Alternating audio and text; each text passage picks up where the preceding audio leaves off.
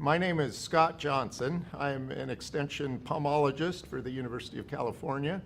I focus on the peaches, plums, and nectarines, the fresh shipping fruits that we grow in Central California. Lots of exciting things have happened just in the last 30 years. Now, as we've implemented these different practices, it hasn't been without its challenges. There are certainly things that make it difficult to implement these IPM practices. For example, one thing we've discovered that has become an issue is as we specifically target certain insects and stop using these broad spectrum insecticides, but use the pheromone confusion, the mating disruption, or rather specific chemicals that might just target one insect. What has been an issue is that certain secondary pests have now started to become a rather serious problem. Katydids are grasshopper-like insects that chomp on the fruit, and they've always been around, but typically our broad spectrum sprays that we put on in the spring would control them, and we never worried too much about them. But now in certain orchards, in certain situations, those katydid populations can start to build and become a serious problem. So it's required us to be looking at for various other problems that might arise besides our primary pests that we've always dealt with. So that's one issue that is a challenge for us. The other issue that I see that I think is a major challenge is that we're now managing a very complex system. You know, in the past, it was just a matter of waiting until this major insect was a problem, then you just go out and spray and pretty much eliminate it or knock it down, knock its population down enough that it's not a serious problem. But now we're dealing with a very dynamic living situation out in the orchard, and it's a matter of managing, not eliminating insect pests, but managing them at certain levels that are not harmful. And that takes an awful lot of understanding, a lot of training, and a lot of monitoring to make sure that something isn't going to sneak up suddenly and cause problems. So there's lots of things that the grower has to kind of keep in mind as he manages this system.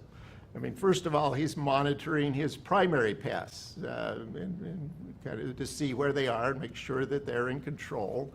Like with the mite example that I gave, you've got to be constantly monitoring where your bad mites are and where the good mites and other insects are to see if they're in balance, and you have to do that continuously.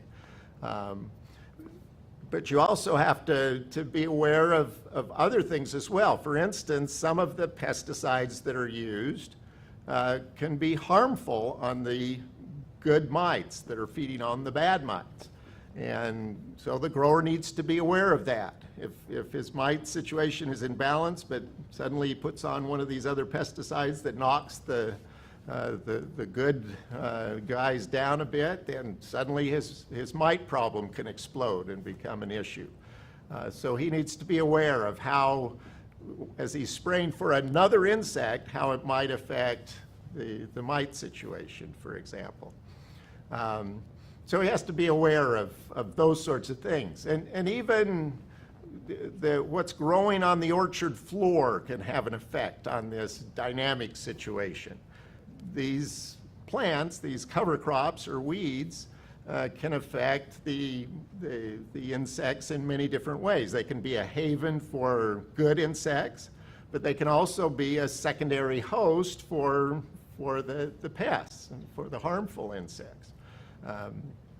I've seen clover growing under trees where the mites are just growing like crazy on that clover. And naturally, that's going to affect the mites in the tree as well. So all of that makes for a very dynamic system that the grower needs to manage. He has to manage the whole system and be aware of all aspects of what's going on in this orchard.